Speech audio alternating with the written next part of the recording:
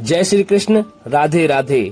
कौन सी स्त्री के भाग्य में पुत्र नहीं होता, इस कहानी के माध्यम से आप हम सब जानते हैं। एक बार माता लक्ष्मी क्षीर सागर में भगवान विष्णु के पैर दबा रही थीं। तो पैर दबाते हुए माता लक्ष्मी ने भगवान से कहा, हे प्रभु, आज मेरे मन में प्रश्न उठ रहे हैं। यदि इन तीनों प्रश्नों के उत्तर देकर आप मुझे संतुष्ट करेंगे तो मेरे मन की बहुत शांति मिलेगी। तब भगवान विष्णु कहते हैं, हे देवी, तुम्हारे जो भी प्रश्न हैं तुम निसंकोच पूछो, मैं तुम्हारी शंका का निवारण अवश्य करूंगा। तब माता लक्ष्मी कहती हैं, हे प्रभु, वह कौन सी स्त्री होती है जिसके भाग्य में संतान सुख नहीं होता। दूसरा प्रश्न है कि वो कौन सी स्त्री है जो समय से पहले मर जाती है। और मेरा तीसरा प्रश्न है कि कौन सा श्रृंगार करने से स्त्री को स्वर्ग का स्थान प्राप्त होता है। तब भगवान विष्णु कहते हैं, हे देवी, आपने उचित प्रश्न किए हैं। तुम्हारे ये तीनों प्रश्न अत्यंत महत्वपूर्ण हैं। इन प्रश्नों का उत्तर संसार कल्याण के लिए है। जो भी यह मनुष्य इन्हें ध्यान से सुनता है उसे पृथ्वी लोक के संपूर्ण सुख प्राप्त होंगे और मृत्यु के बाद उसे मेरे लोक की प्राप्ति होगी। हे देवी, आज मैं तुम्हें एक अत्यंत पवित्र कथा सुनाता हूँ। इस कथा के माध्यम से तुम्हारे सभी प्रश्नों के उत्तर तुम्हें मिल जाएंगे, लेकिन तुम्हें इस कथा को ध्यान पूर्वक पूरा सुनना होगा। इस कथा को कभी आधा अधूरा नहीं सुनना चाहिए। इस कथा में समस्त संसार का कल्याण छिपा है। जो भी इस कथा को ध्यान से सुनेगा उसके मैं 32 अपराध क्षमा करता हूँ। तब देवी लक्ष्मी कहने लगी, प्रभु, मैं आपको वचन देती हूँ कि इस कथा को मैं पूरे मन और लगन से सुनूंगी। आप कृपा करके कथा को आरंभ करें। तो दोस्तों, आप सभी से एक विनती है कि आप इस कथा को पूरा जरूर सुनें। इसे अधूरा सुनना पाप माना जाता है। कथा शुरू करने से पहले कमेंट में जय माँ लक्ष्मी और जय श्री हरि विष्णु जरूर लिखें। साथ ही इस वीडियो को लाइक करना ना भूलें। तो चलिए आरंभ करते हैं। भगवान विष्णु कहते हैं, हे देवी, एक समय की बात है। मध्य देश में एक छोटा सा नगर था। उस नगर में एक सेठ रहता था। उस सेठ के 2 पुत्र थे और सेठ के दोनों बेटों का विवाह हो चुका था। सेठ के घर में किसी भी चीज की कोई कमी नहीं थी, किंतु सेठ की पत्नी का स्वभाव अत्यंत दुष्ट था। सेठ की पत्नी अपनी बड़ी बहू को बहुत प्यार करती थी, किंतु छोटे बेटे की पत्नी के साथ बहुत बुरा व्यवहार करती थी। घर की छोटी बहू अर्थात छोटे बेटे की पत्नी बहुत अच्छे स्वभाव की, जो ईश्वर पर श्रद्धा रखने वाली पतिव्रता नारी थी। वह अकेले ही घर का सारा काम किया करती थी। इतना अच्छा स्वभाव होने के बावजूद भी उसकी सास उसके साथ बुरा व्यवहार करती थी, उसका हमेशा अपमान करती थी। उसके पीछे का कारण बस इतना था कि बड़ी बहू को पुत्र था और छोटी बहू ने पुत्री को जन्म दिया था। पुत्री को जन्म देने के कारण सेठ की पत्नी अपनी छोटी बहू को बार बार ताना मारा करती थी, लेकिन वह बेचारी कर भी क्या सकती थी। जो भाग्य में लिखा होता है उसके साथ वही होता है। भगवान विष्णु कहते हैं, हे देवी, अब मैं तुम्हें छोटी बहू की कहानी सुनाता हूँ। इसमें तुम्हें पहले प्रश्न का उत्तर प्राप्त हो जाएगा कि कौन सी स्त्री को पुत्र की प्राप्ति नहीं होती है। हे देवी, सेठ की जो पत्नी थी वह पहले से ही दुष्ट और कुटिल स्वभाव की थी। उससे उसकी सास भी परेशान थी। सेठ की पत्नी अपनी छोटी बहू को सबसे ज्यादा दुख देती थी। छोटी बहू का नाम सुकन्या था और सुकन्या को सताने में उसकी सास को बहुत आनंद आता था। सुकन्या रोज सुबह ब्रह्म मुहूर्त में जागकर अपने घर का सारा काम करती और दिन भर काम करने के बाद उसे रात्रि में सोने को मिलता था। इतना सब होने के बाद भी सेठ की पत्नी अपनी छोटी बहू से द्वेष करती थी। जब छोटी बहू झाड़ू लगाती तो उसकी सास आकर उसे ताना मारती थी कि तेरे हाथ में जान नहीं क्या, तू जल्दी झाड़ू लगा, मैं मंदिर जा रही हूँ। मेरे लौटकर आने से पहले तू भोजन बनाकर तैयार रखना। उस भोजन को मैं आकर ग्रहण करूंगी। और सुन, अन्न का एक दाना भी बर्बाद ना होने पाए। बेचारी सुकन्या चुपचाप अपनी सास का अत्याचार सहती रही और अपनी सास की हर आज्ञा का विनम्रता से पालन करती थी। फिर छोटी बहू खाना बनाते हुए सोचने लगी कि मैं घर का इतना काम करती हूँ, लेकिन फिर भी मैं चैन की सांस नहीं ले सकती। मेरी सासू माँ किसी न किसी बात को लेकर ताना मारती ही रहती है। पता नहीं कब ताना देने की आदत जाएगी। सुकन्या इतना सोच ही रही थी कि तभी घर के दरवाजे पर खटखटाने की आवाज सुनाई दी। छोटी बहू ने सोचा, अभी तो भोजन तैयार नहीं हुआ, लगता है मेरी सासू माँ आज जल्दी मंदिर से लौट आई है, अब वह फिर से ताना मारेगी। तब सुकन्या ने दरवाजा खोला तो उसने देखा कि द्वार पर एक सन्यासी खड़ा हुआ है। वह सन्यासी सुकन्या से कहने लगा, सदा सुहागिन रहो, तुम इस सन्यासी के लिए कुछ भोजन दान करो। हे पुत्री, मुझे बड़ी भूख लगी है। तब सुकन्या ने सोचा, अगर मैं इसी सन्यासी को भोजन करा दूं और इतने में मेरी सासू माँ आ जाए तो मेरी खैर नहीं। कुछ देर तक विचार करने के बाद सुकन्या ने सोचा, यदि सासू माँ के ताने के डर से इससे सन्यासी को भोजन नहीं कराऊंगी तो मुझे महापाप लगेगा, मेरा सारा पुण्य नष्ट हो जाएगा। इतना सोचकर सुकन्या ने अंदर बुला लिया। अतिथि धर्म का पालन करते हुए सुकन्या उस सन्यासी को भोजन कराने लगी। उतने में ही सासू माँ घर पर आ पहुंची और उस सन्यासी को घर के अंदर भोजन करते हुए देखकर उसे बहुत गुस्सा आ गया। वह चिल्लाते हुए सुकन्या से कहने लगी, यहाँ पर क्या किसी प्रकार का भंडारा या दावत चल रही है क्या, जो तू राह चलते भिखमंगों को घर पे बिठाकर खिला रही है। सुकन्या अपनी सास से बड़ी विनती की, लेकिन सुकन्या की सास ने बहू की एक नहीं सुनी। उसके भोजन को उठाकर कचरे में फेंक दिया। उसके बाद सास सुकन्या पर गुस्सा करने लगी, अरे दुष्ट, और मैंने तुझे कहा था कि अन्य का एक भी दाना बर्बाद नहीं होना चाहिए, लेकिन तूने क्या किया, उस भिखमंगे को इतना सारा भोजन दे दिया। सुकन्या डरते डरते बोली, सासू माँ, मैंने सन्यासी को अपने हिस्से का भोजन दिया है, उसमें आखिर गुस्सा होने की कौन सी बात है।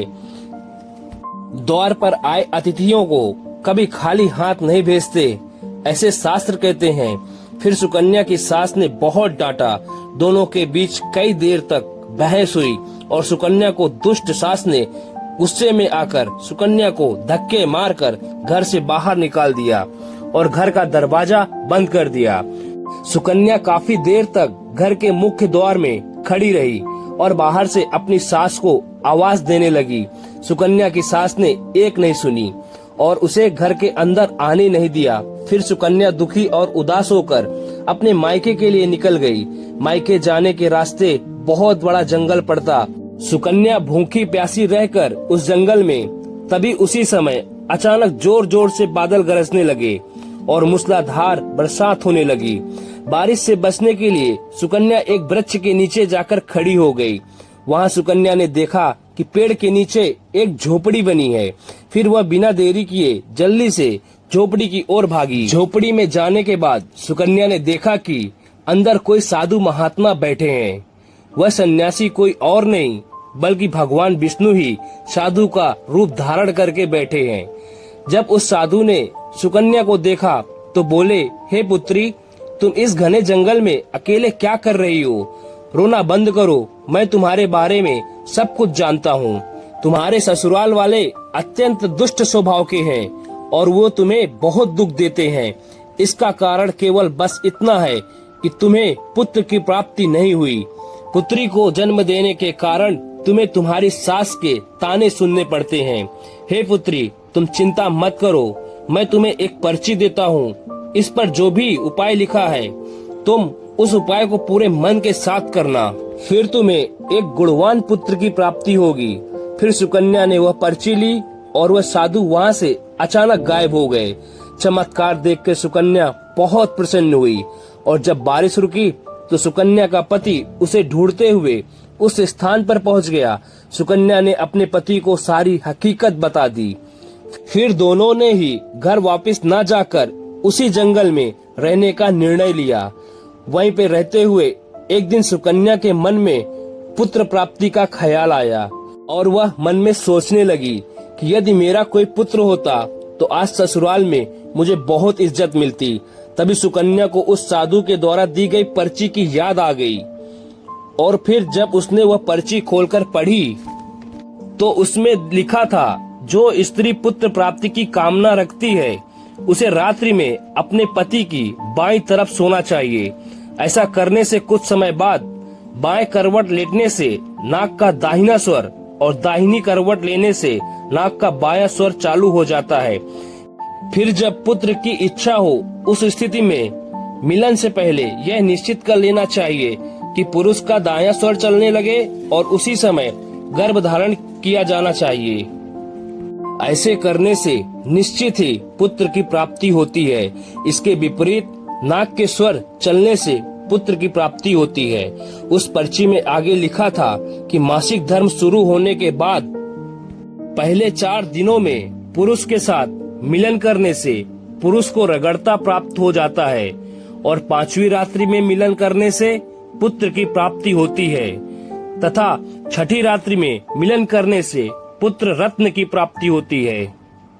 7वीं रात्रि में मिलन करने से बंध्या पुत्री होती है और 8वीं रात्रि में मिलन करने से बलशाली पुत्र की प्राप्ति होती है। 9वीं रात्रि में मिलन करने से सुंदर कन्या की प्राप्ति होती है तथा 10वीं रात्रि में मिलन करने से विद्वान और अति श्रेष्ठ पुत्र की प्राप्ति होती है। 11वीं रात्रि मिलन करने से सुंदर आचरण वाली कन्या प्राप्त होती है तथा 12वीं रात्रि में मिलन करने से गुणवान पुत्र की प्राप्ति होती है। 13वीं रात्रि को मिलन करने से लक्ष्मी स्वरूपा पुत्री होती है और 14वीं रात्रि को मिलन करने से गुणवान बुद्धिमान तथा बलवान पुत्र होता है। फिर सुकन्या ने मासिक धर्म के बाद 14वीं रात्रि में अपने पति के साथ मिलन किया और उसके बाद गर्भ धारण किया। फिर दूसरे दिन सुकन्या का पति जंगल में लकड़ी काटने के लिए चला गया और सुकन्या घर पर पड़ी रही। फिर अचानक से तेज तूफान आया और सुकन्या की झोपड़ी उड़ गई। फिर सुकन्या दौड़ती हुई उसी पेड़ के नीचे झोपड़ी में गई जहां उसे साधु मिला। सुकन्या वहां अपने पति की राह देख रही थी। अचानक वहां 2 राक्षसी आ गई। वह राक्षसी अत्यंत मायावी थी। फिर उन्होंने उस झोपड़ी के साथ पेड़ को उठाकर एक दूसरे स्थान पर चली गई जहां पर बहुत सारा सोना था। जब सुकन्या ने उस दृश्य को देखा तो वह चौंक गई। सुकन्या पेड़ की झोपड़ी में छुपी रही जब तक वो राक्षसनी भोजन की तलाश में नहीं गई। तो सुकन्या ने उस स्थान पर से बहुत सारा सोना उठा लिया और उस झोपड़ी के अंदर ले गई। जब वह राक्षसी लौट आई तो फिर से उस पेड़ और झोपड़ी को उठाकर उसी स्थान पर रख दिया। राक्षसिनियों के जाने के बाद सुकन्या सारा सोना लेकर अपने पति के पास चली गई और उसे वह सारा सोना दे दिया। फिर पति और सुकन्या दोनों अपने ससुराल को लौट गए।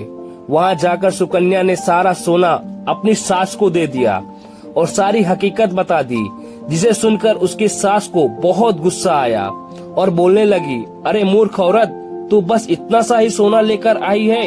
इतने सोने से क्या होगा? मैं होती तो बहुत सारा सोना लेकर आती।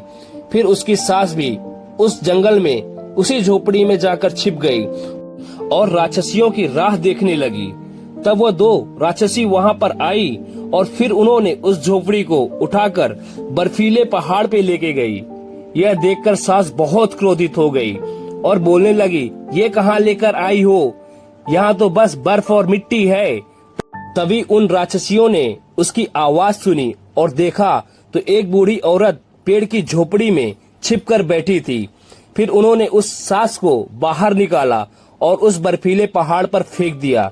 जमीन में गिरते ही उसकी मौत हो गई।